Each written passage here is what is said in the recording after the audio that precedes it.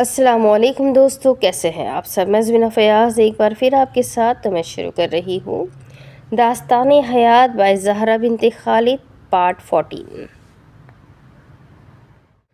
شام کے سائے ڈھل رہے تھے جب وہ بلوچ حویلی میں پہنچے تھے۔ پورا راستہ حیات اور آیان کبھی باتیں کرتے رہتے اور کبھی گزرے وقت کو یاد کرتے۔ یوں ہی سفر منزل تک پہنچا اور تمام ہوا۔ آیان، تم مجھے آج کچھ بھی کرنے سے روکو گے نہیں، حیات نے اترنے سے پہلے منت بھرے لہجے میں کہا تو مسکرا کر سر ہلا گیا۔ چٹاخ! اور یہ پڑا تھا سائم بلوچ کے چہرے پر حیات کے ہاتھوں کا نقش۔ مردان خانے میں بیٹھے سارے مرد یکدم ہی اسے دیکھ کر حیران ہوئے تھے۔ جو آندھی کسی تیزی سے آئی تھی اور آتے ہی سائم کو تھپڑ بھی مار چکی تھی۔ سارے حضرات صورتحال سمجھنے کی تگ و دو میں مصروف تھے اور سائم تو چہرے پر ہاتھ رکھے بے یقین سا کھڑا تھا۔ تمہاری اتنی ہمت! اس سے پہلے کہ سائم کا خاص بندہ رفیق کچھ بولتا، حیات نے اسے خاموش رہنے کا اشارہ کیا۔ تم نے درمیان میں مداخلت کی تو میرے شوہر کو تمہاری زبان کاٹ کر تمہارے ہاتھ میں پکڑانے میں وقت نہیں لگے گا۔ حیات کے انداز پر پلر کے ساتھ ٹیک لگا کر کھڑے آیان کے لب مسکراہٹ میں ڈھلے تھے۔ وہ بنا ٹکٹ کے پکچر کو انجوائے کر رہا تھا۔ یہ کیا حرکت ہے لڑکی؟ طارق نے تیش سے لال ہوتی آنکھوں سے اس سے استفسار کیا تھا۔ تب تک مردان خانے میں بلوچ حویلی کی خواتین بھی جمع ہو چکی تھی۔ پہلی بات، میرا نام حیات ہے، لڑکی نہیں۔ دوسری بات، یہ وہ تھپڑ ہے جو آپ کا 2 ٹکے کا بیٹا ڈیزرو کرتا تھا۔ حیات کے کہنے پر سائم نے غصے سے اس کی جانب دیکھا تھا تو آیان نے مداخلت کی۔ سائم بلوچ، اپنی نگاہیں جھکا لو ورنہ انجام کی ذمہ داری تم پر ہوگی۔ اب ہر شخص آیان کو دیکھ رہا تھا جس پر وہ بولا۔ آؤں گا، میں بھی آؤں گا، مگر میرے خیال سے ایک حیات پوری بلوچ حویلی کے لیے کافی ہے۔ آیان کے کہنے پر حیات نے بمشکل اپنی مسکراہٹ دبائی تھی کیونکہ ابھی معاملہ سیریس تھا۔ پھر اچانک سائم کا گریبان پکڑا تھا۔ کیا کہا تھا تم نے؟ کیسے ہمت ہوئی کہ تمہارا گریبان پکڑنے کی؟ تو یاد ہے سائم بلوچ کہ میں نے کیا کہا تھا؟ میں نے کہا تھا میرے ہاتھ کھول، میں دوبارہ سے ویسے ہی پکڑوں گی۔ یہ کہہ کر اس نے جھٹکے سے سائم کا گریبان چھوڑا تھا۔ تبھی چوکھٹ پر ایک بوڑھے مگر رعب دار آدمی نے قدم رکھا۔ یہ تم کیا باتیں کر رہی ہو؟ فتح بلوچ نے بھاری رعبدار آواز میں پوچھا۔ ساری بات یہ ہے کہ سائم بلوچ نے مجھے شادی کرنے کے لیے پرپوز کیا۔ جب میں نے یہ کہا کہ میرا نکاح ہو چکا ہے تو سائم صاحب نے اپنی ناموجودہ عقل کو استعمال کر کے مجھے طلاق کا مشورہ دیا، جس پر میں نے ایک رکھ کر اسے لگا دی اور اسی سب کا بدلہ لینے کے لیے اس نے مجھے اغوا کروا لیا۔ اور کہانی یہیں ختم نہیں ہوتی، اس نے مجھے کسی لڑکیوں والے ٹرک میں ڈالنے کو بھی کہہ دیا اور میری قیمت بھی لگا دی۔ بات کے دوران حیات کی آنکھوں میں نمی اتر آئی، جسے دیکھتے ہوئے آیان اس کے پاس آیا اور اس کا ہاتھ اپنے ہاتھ میں لے کر اپنے ہونے کا احساس دلایا۔ فتح بلوچ کے ساتھ ساتھ وہاں موجود ہر نفوس کے چہروں پر سناٹا چھا گیا تھا۔ سائم نے نظریں جھکا لی تھی۔ اس نے اس وقت کے بارے میں سوچا ہی نہیں تھا کہ کبھی ایسا بھی وقت آئے گا۔ البتہ طارق بلوچ اسے افسوس سے تک رہے تھے۔ تم نے ہی اس پر ڈورے ڈالے ہوں گے جو تمہارے آگے پیچھے گھومنے لگا وہ، سائم کی ماں نے نفرت خیز لہجے میں کہا تو آیان کے تیور چڑھے مگر اس کے بولنے سے پہلے ہی حیات بول اٹھی۔ میرے بابا کہا کرتے تھے کہ اگر کوئی آپ کی تربیت پر انگلی اٹھائے تو یہ ضرور دیکھ لینا چاہیے کہ اس کی تربیت کیسی تھی جو وہ دوسروں کی تربیت پر انگلی اٹھانے آ پہنچے۔ حیات کی بات پر وہاں سناٹا چھا گیا۔ رہی بات میری تربیت کی تو یہیں سے اندازہ لگا لے کہ میں اپنے باپ اور باپ جیسے خالو کے قاتلوں کے کوٹھے میں ان سے تمیز سے پیش آنے کی کوشش کر رہی ہوں۔ اس کی بات پر سب سے برا چونکنے والے انسان سائم، طارق اور رفیق تھے۔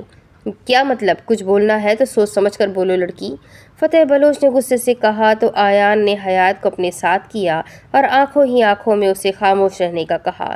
پھر موبائل نکال کر کوئی میسج پڑھا اور بعد میں ان سب کی طرف متوجہ ہوا جو انہیں ہی دیکھ رہے تھے اور قتل کی ساری حقیقت ان کو بتا دی۔ پوری بات کے دوران طارق، رفیق اور سائم کے چہرے پر ایک سایہ آتا اور جاتا مگر فتح بلوچ تو سن ہو گئے۔ البتہ خواتین آپس میں چہمگوئیاں کرنے لگیں۔ تمہارے پاس اس سب کا کیا ثبوت ہے؟ طارق نے کمزور آواز میں احتجاج کیا تو انہیں دیکھ کر وہ مسکرانے لگا۔ ثبوت آپ کے پاس چل کر خود آئے گا، آ جاؤ دائم طارق بلوچ۔ اس کی آواز پر دروازے کی اوٹ سے دائم باہر نکلا، جسے دیکھ کر طارق نے اپنا سر پیٹ لیا۔ ان کا خون ہی ان سے دگا کر گیا۔ دائم بلوچ کی شادی پر ہی حیات اور سائم کی پہلی ملاقات ہوئی تھی۔ کیوں؟ طارق نے افسوس سے کہا تو دائم کہنے لگا، حیات میرے لیے میری بہنوں جیسی ہے اور آپ نے بغیر مجھ سے پوچھے میرے لیے حیات کو مانگ لیا۔ باقی مجھے میرا ضمیر اجازت نہیں دیتا تھا کہ 2 قتل کا راز میں اپنے دل تک محدود رکھوں۔ دائم نے مضبوط لہجے میں کہا تو فتح بلوچ کو اس میں شاہر کی جھلک نظر آئی۔ شاہر بھی ایسا ہی تھا، حق بات ڈنکے کی چوٹ پر کرنے والا۔ تبھی عمر کچھ پولیس آفیسرز کے ساتھ اندر داخل ہوا اور سائم، طارق اور رفیق کی طرف بڑھے اور انہیں ہتھکڑیاں پہنانے لگے۔ ابا سائی مجھے بچا لے، طارق نے فتح بلوچ کو دیکھتے ہوئے بے بسی سے کہا تو وہ بولے، 1 منٹ۔ ان کی آواز پر تینوں کی ہتھکڑیاں لگتے لگتے رہ گئی۔ وہ چلتے ہوئے طارق تک پہنچے اور زوردار تھپڑ رسید کیا۔ تجھے اپنا بیٹا کہتے ہوئے بھی مجھے شرم آ رہی ہے۔ حسد کی آگ میں جل جل کر تو بھسم ہو گیا اور تجھے یہ تک بھول گیا کہ شاہر تیرا سگا بھائی تھا، میرا خون تھا، جس سے تو نے مجھے بدگمان کر دیا اور پھر مار دیا۔ کوئی اپنے بھائی کو کیسے مار سکتا ہے؟ تجھے شرم نہ آئی اس کی زندگی اس پر تنگ کرتے ہوئے اور اسے موت کے گھاٹ اتارتے ہوئے؟ ایک بیٹا تو نے لے لیا مجھ سے اور تجھے میں صدقے میں وار کر پھینکتا ہوں۔ وہ کہتے ہوئے دل کے مقام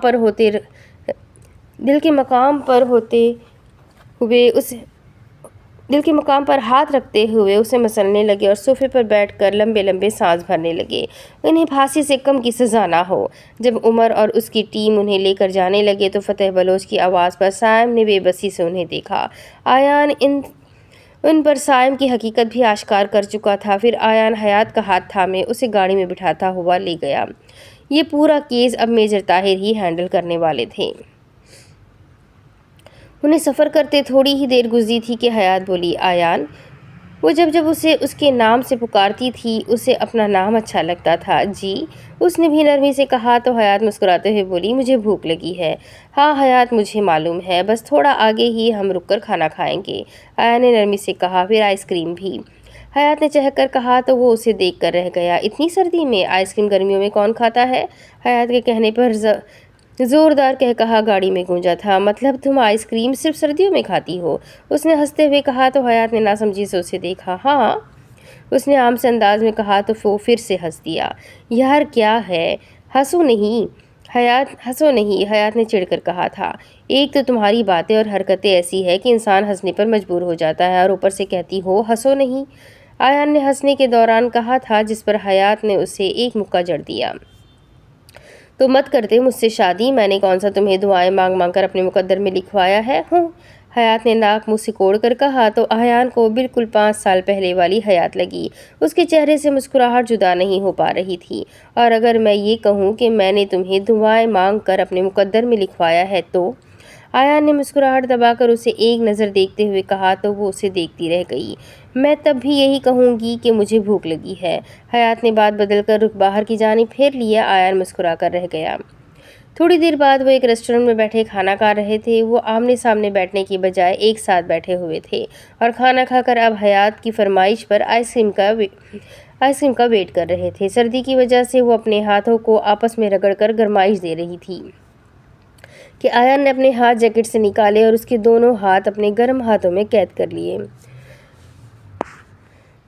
حیات حیرت سے اسے دیکھنے لگی مگر کہا کچھ نہیں۔ آئس کریم کھانے کے بعد مزید سردی کا احساس جاگا تو فوراً سے گاڑی کے ہیٹر میں آ بیٹھے اور لاہور کے لیے نکل پڑے۔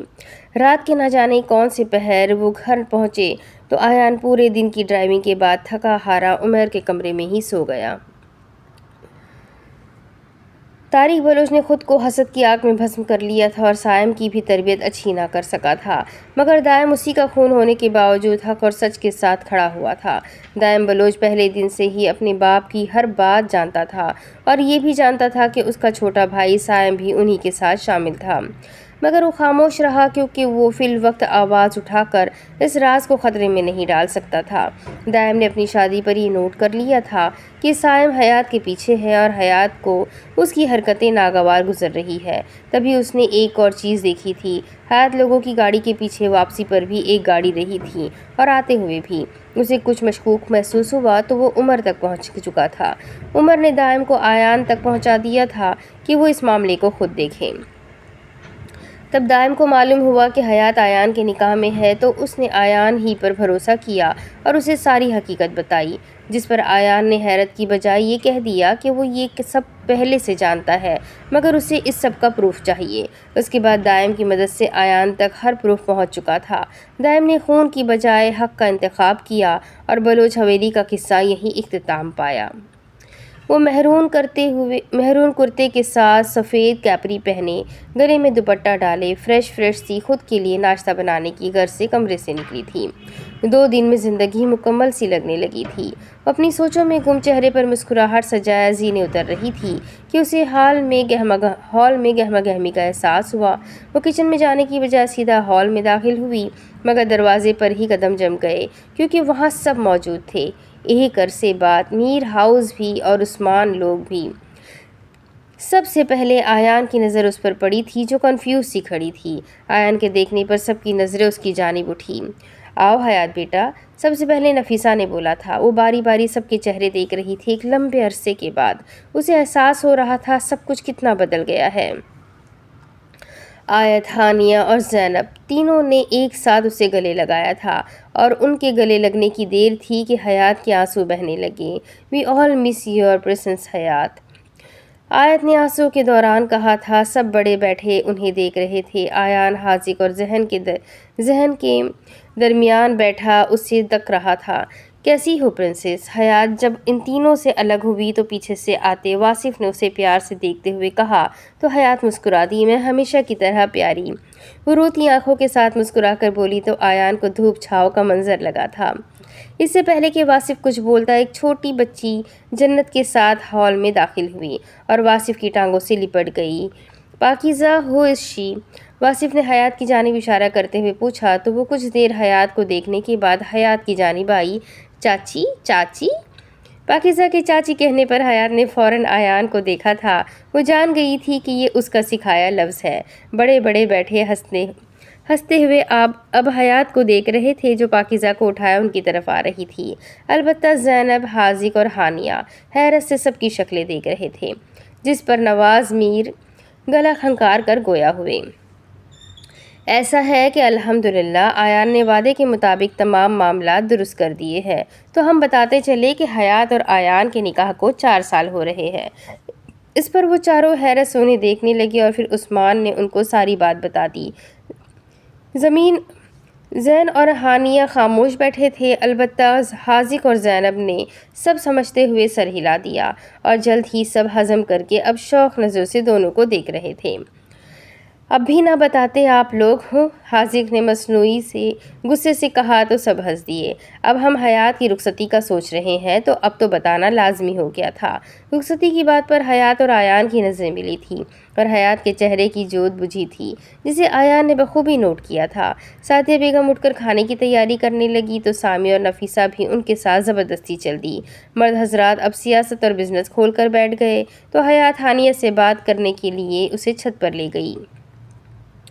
ہاتھوں میں چائے کے مگ تھامے وہ جھولے پر بیٹھی بول رہی تھی۔ "ہانیہ، میں جانتی ہوں تم آیان کو پسند کرتی تھی اور ہو"۔ حیات نے دھیمی آواز میں بولا تو وہ ٹھٹکی۔ جو بات اس نے کبھی کسی کو نہ بتائی تھی وہ کیسے حیات کو معلوم ہو گئی؟ ہانی خاموش ہو گئی، پھر کچھ دیر بعد بولی، "نہیں، ایسا کچھ نہیں ہے"۔ ہانی نے کمزور لہجے میں احتجاج کرنا چاہا۔ "ہانی، کچھ ستارے ہمارے مقدر کے نہیں ہوتے مگر ان ستاروں کے بدلے اللہ نے پورا آسمان ہمارے لیے رکھا ہوتا ہے"۔ حیات نے چائے کا گھونٹ بھرتے ہوئے نرمی سے کہا تھا تو ہانی نے زور سے آنکھیں بند کیں۔ "میں سمجھ گئی ہوں حیات کہ آیان میرے مقدر کا ستارہ نہیں تھا، میں اس سے دستبردار ہوتی ہوں، میرے حصے کا پورا آسمان میرا ہے مگر اس ستارے کی خلا رہے گی"۔ ہانی ٹوٹے ہوئے لہجے میں بولی، "مگر تم یہ بات کسی سے مت کرنا، کبھی بھی اس بارے میں نے کبھی خود سے بھی بات نہیں کی"۔ ہانی نے التجائی انداز سے کہا تو حیات نے اس کے ہاتھ پر اپنا ہاتھ رکھے اسے تسلی دی کہ وہ نہیں بتائے گی۔ "ہانی، مجھے بس ڈر لگتا ہے اب حسد سے۔ میرے پاس اس وقت سب سے زیادہ خوبصورت رشتے ہیں مگر ان سب میں سے سب سے حسین رشتہ میرا اور آیان کا ہے"۔ حیات ابھی کہہ رہی تھی کہ ہانی نے ٹوکا تمہیں لگتا ہے میں کبھی تم دونوں کی جوڑی سے حسد کر سکتی ہوں؟ ہانی نے مصنوعی خفگی سے کہا تو حیات مسکراتی پھر بھی نہیں حیات، میں اسے پسند کرتی تھی مگر میں نے کبھی اسے حاصل کرنے کی چاہ نہیں کی، یا شاید میرے دل میں اسے حاصل کرنے کی چاہ ڈالی ہی نہ گئی، کیونکہ وہ تمہارا تھا اور تمہارا ہے۔ میں کبھی تم دونوں کے درمیان نہیں آؤں گی، بلکہ تم دونوں پاگل ایک دوسرے کے لیے پرفیکٹ ہو۔ ہانی نے آخر میں ہنستے ہوئے کہا تو حیات بھی مسکرا دی تھی۔ حاذق کی انٹری ہوئی تھی۔ کیسی ہو حیات؟ اس نے اپنی ازلی مسکراہٹ سے کہا تو حیات کے لب مزید مسکراہٹ میں ڈھلے۔ کہا نا بہت خوبصورت، اپنی بتاؤ، حیات نے مسکراتے ہوئے کہا تھا۔ میں تو بہت اچھا ہوں، قابل ہوں، باپ کا بزنس اگلے سال تک میرے پاس ہوگا، تو کیا خیال ہے میرے بارے میں حیات؟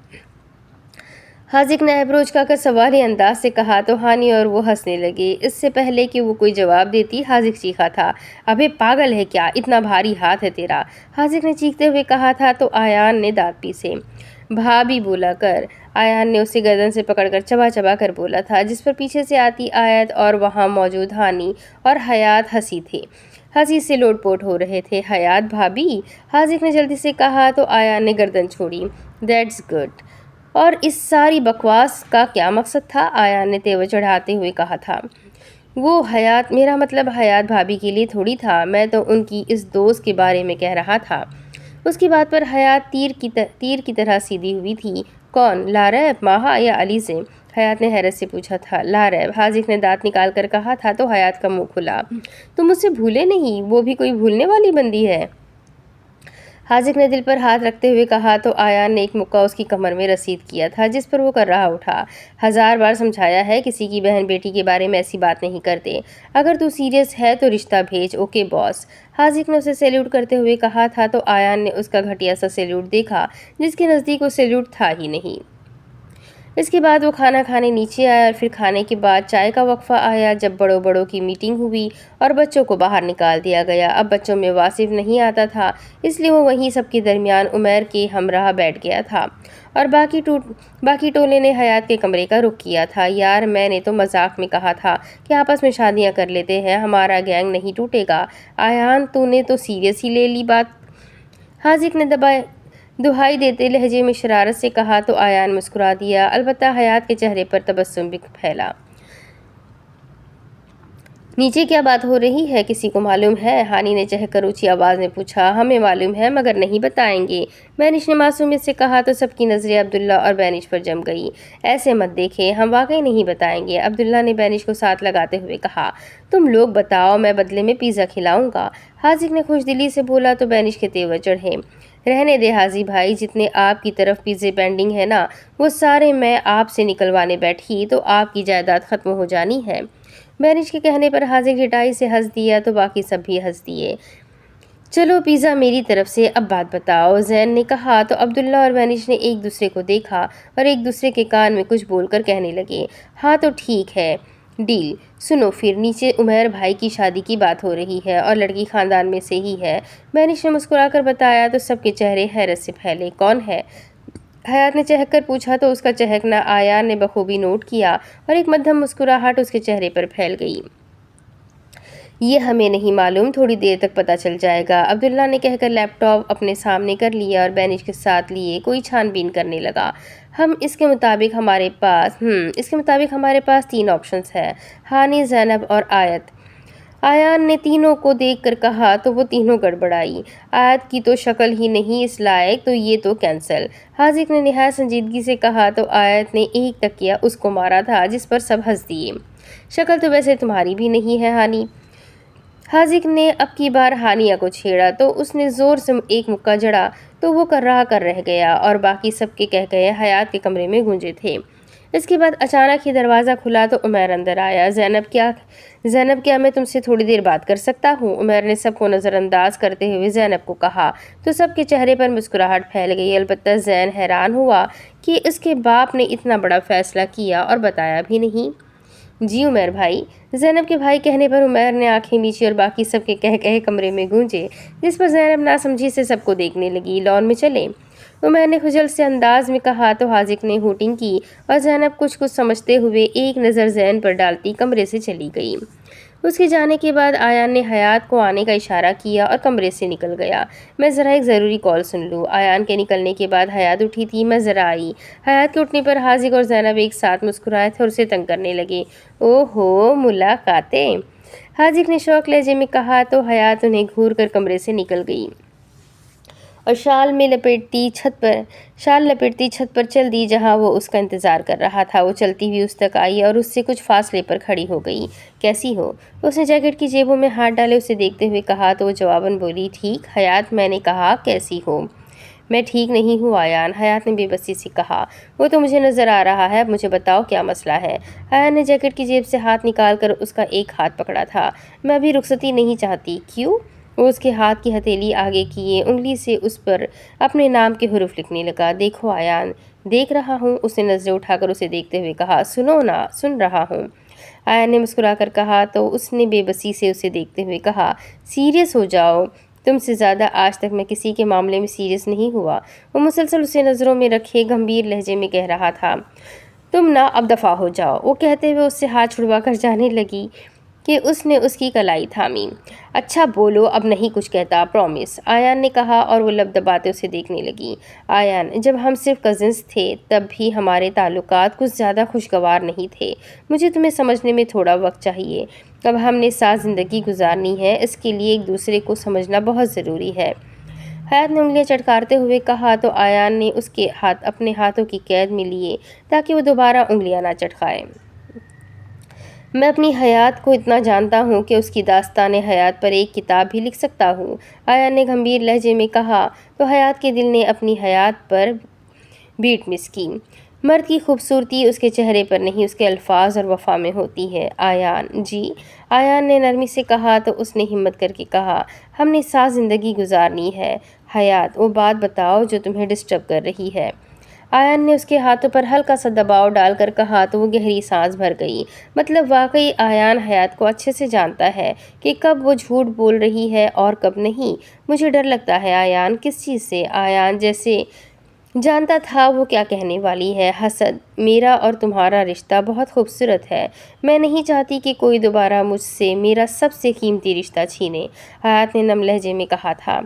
حیات، ہر چیز اللہ کے حکم سے ہوتی ہے، حسد کا کیا زور جب تک اللہ کسی کے دل میں نہ ڈالے۔ ہر احساس اللہ تعالیٰ ہمارے دل میں ڈالتے ہیں، کسی کے لیے محبت، کسی کے لیے پسندیدگی، مگر در حقیقت وہ لوگ کامیاب ہوتے ہیں جو برائے احساسات کے خلاف جنگ کرتے ہیں۔ برے احساسات میں وسوسے آتے ہیں جن کا تم اس وقت شکار ہو، تم میرے نصیب کی ہو اور مجھے مل چکی ہو، کیا ہمارے لیے یہی کافی نہیں؟ آیان نے نرمی سے ایک ایک لفظ اسے سمجھایا تھا۔ حیات نے روتے ہوئے سر ہلا دیا تو آیان نے اس کے آنسو پوچھے۔ چلو اب چلتے ہیں، مجھے تو لگتا ہے کہ ہمیں سردی میں کھڑے ہو کر باتیں کرنے کی عادت ہو گئی ہے، آیان نے کہا مگر حیات نے قدم نہیں اٹھائے۔ مگر میں پھر بھی رخصتی ابھی نہیں چاہتی۔ نہیں کر رہے رخصتی تمہاری جب تک تم نہیں کہتی، آیان نے اسے تسلی دی۔ اگر میں کہوں ساری زندگی نہیں تو تم یہ کبھی نہیں کہہ سکتی، کیا مان تھا؟ حیات نے دل میں داد دی تھی اور پھر اس کے ساتھ ہی نیچے آ گئی تھی۔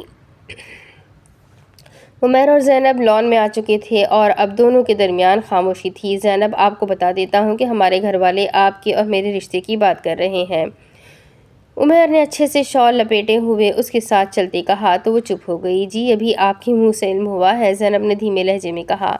اصل میں عثمان ماموں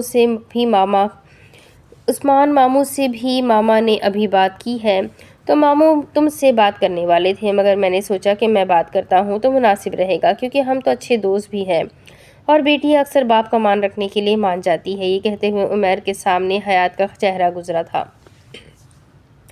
جی، زینب کو سمجھ نہ آیا تو وہ کیا جواب دے، تو میں مدعے پر آتا ہوں کہ آپ کو مجھ سے شادی کرنے پر اعتراض تو نہیں ہے، آپ کے پاس مجھے انکار کرنے کا پورا حق موجود ہے، عمیر نے ساتھ چلتے ہوئے رک کر اسے دیکھ کر کہا تھا جو کنفیوز سی لگ رہی تھی۔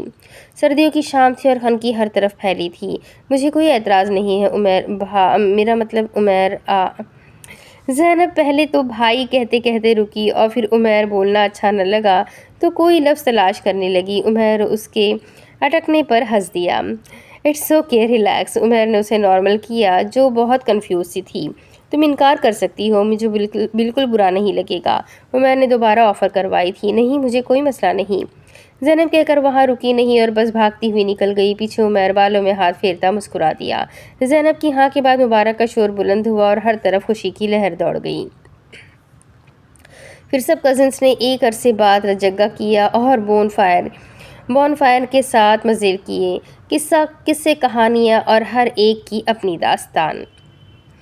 وہ فیروزی کرتے کے ساتھ سفید کیپری پہنے، سفید دوپٹہ طریقے سے سر پر جمائے، ہاتھوں میں سینڈل پکڑے اجرت میں سیڑھیاں اتر رہی تھی۔ ایک ہاتھ میں سینڈل تھے اور ایک ہاتھ میں ہینڈ بیگ پکڑ رکھا تھا۔ کان اور کاندھے کے درمیان موبائل پر کسی سے بات بھی جاری تھی۔ سیڑھیوں سے سیدھا وہ لاؤنج میں آئی تھی اور ٹیبل پر بیگ رکھتی صوفے پر بیٹھ کر جلدی جلدی سینڈل پہننے لگی تھی۔ اوکے ٹھیک ہے، اب فون رکھوں گی تو نکلوں گی نا میری ماں، حیات نے کہہ کر فون کاٹ دیا اور فوراً سے اسے بیگ میں اڑستی اب لاؤنج میں کچھ ڈھونڈ رہی تھی۔ ماما چابیاں، میں لیٹ ہو رہی ہوں، حیات نے ڈھونڈتے ہوئے ماں کو پکارا تھا تو سعدیہ بیگم لاؤنج میں نمودار ہوئی تھی۔ کدھر جا رہی ہو؟ وہ حیرت سے پوچھنے لگی تو حیات نے سر پیٹا۔ ماما، آپ کو بتایا تو تھا کہ لاریب کی شادی کی شاپنگ کے لیے جانا ہے، ہم چاروں نے، اور عمیر بھائی کے نکاح کے لیے بھی میرے پاس جوڑا نہیں ہے، وہ بھی لے لوں گی، آپ نے کچھ منگوانا تو نہیں؟ حیات نے تفصیل سے جواب دیا تو سعدیہ کو یاد آیا کہ ہاں وہ تو پہلے بتا چکی ہے۔ نہیں، میں نے کچھ نہیں منگوانا، ساری شاپنگ مکمل ہے، بس زینب کے سوٹ لینے تھے، وہ میں اور نفیسہ باجی لے آئیں گے، سعدیہ نے کہا اور ایک طرف لگے چابیوں والے ہولڈر سے گاڑی کی چابیاں اتاری اور اسے پکڑائی، جو ابھی بھی چابیاں ہی ڈھونڈ رہی تھی۔ یہ لو گاڑی کی چابیاں، کبھی جو تم کو یاد رہ جائے۔ سعدیہ کے کہنے پر حیات بغیر شرمندہ ہوئے وہ چابیاں پکڑ گئی۔ اوکے، تھینک یو ماما، بائے بائے، حیات کہہ کر ماں کا ماتھا چومتی باہر کو بڑھ گئی۔ دھیان سے جانا، سعدیہ نے پیچھے سے پکارا تھا۔ اوکے ماما، حیات بھی اجرت میں کہتے ہوئے نکل گئی تھی تو پیچھے سعدیہ بیگم مسکرا کر رہ گئی۔ حیات کے چہرے کی رونق واپس آ گئی تھی۔ کون کہتا ہے کہ انسان کی خوشیاں کسی انسان سے وابستہ نہیں ہوتی؟ حیات کی خوشیاں اس کے باپ سے وابستہ تھی، مگر اس کے باپ کی زندگی اللہ نے اتنی ہی دی تھی۔ اب حیات کی خوشیاں جس انسان سے وابستہ تھی وہ کون نہیں جانتا تھا۔ ڈھیر ساری خوشی وہ لاتا ہے، میرے دامن میں بھر کے جاتا ہے۔ یار شادی تیری ہے اور خوش ہم ہیں، ماہا نے ساتھ بیٹھی علیزے کو چھیڑتے ہوئے کہا تھا۔ تو بہن تم بھی کر لو شادی، جل کیوں رہی ہو؟ علیزے نے ایبرو اچکاتے ہوئے شرارت سے کہا تھا۔ نہیں بابو بھیا، اپنے کو شادی نہیں کروانی، ابھی اپنے کو امریکہ جا کر پڑھنا ہے۔ ماہا نے فخریہ انداز سے اپنا پلان بتایا تھا جو ہر 2 دن بعد بدل جاتا تھا۔ پڑھ کے بھی بعد میں برتن ہی دھونے ہیں تم نے، لاریب نے شرارت سے کہا جو فرنٹ سیٹ پر بیٹھی تھی۔ نہیں، تب میں برتن واش کروں گی، ماہا کے کہنے پر چاروں کے مشترکہ کہے گاڑی میں گونجے تھے۔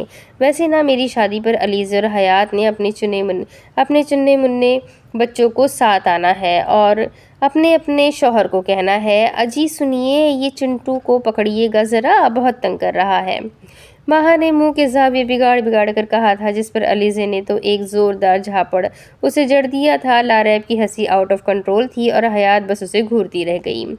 ماہا کی بچی، احتیاط سے بولو تم ذرا، اللہ کے بعد تمہاری جان ڈرائیور کے ہاتھ میں ہے، حیات نے گاڑی چلاتے ہوئے مزے سے کہا تو ماہا نے دانتوں کی نمائش کی اور باقی سب اس کی حرکتوں پر ہنس دیے۔ اگر کسی نے دیکھنا ہے کہ کوئی انسان کتنا مخلوص ہے تو یہ دیکھے کہ اس کے دوست کتنے پرانے ہیں۔ حیات، ماہا، علیزے اور لاریب کی دوستی بلا شبہ خالص تھی، کیونکہ وقت اور فاصلہ ہونے کے باوجود ان کی دوستی میں دوری نہیں آئی تھی۔ وہ جو اپنے اسکول سے نکلنے پر اپنے الگ ہونے کا سوچ کر پریشان ہوتی تھی، وہ آج بھی اکٹھے تھے۔ اپنے بچپن سے لے کر اب تک وہ ساتھ تھی اور یقیناً وہ ساتھ رہنے والی تھی۔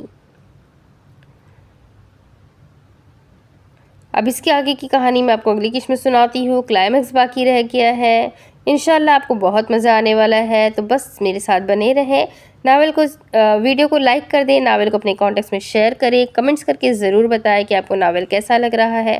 چینل کو سبسکرائب کر لیں، اپنے من پسند ناولس مجھے بتاتے رہا کریں کمنٹ میں، تاکہ میں ان کے رائٹرز سے کانٹیکٹ کرنے کی کوشش کرتی رہوں اور زہرا بنت خالد جیسے رائٹرز مجھے ملتے رہیں۔ تو انشاءاللہ ملتے ہیں اگلے ویڈیو میں، تب تک کے لیے اپنا خوب سارا خیال رکھیں، مجھے بھی دعاؤں میں یاد رکھیں۔ جہاں تک میرا خیال ہے یہ ناول جس وقت آپ سن رہے ہوں گے تو رمضان چل رہا ہوگا، تو رمضان میں اپنی دعا میں مجھے ضرور یاد رکھیں۔ انشاءاللہ ملتے ہیں اگلے ویڈیو میں، تب تک کے لیے اپنا خوب سارا خیال رکھیں۔ اللہ حافظ۔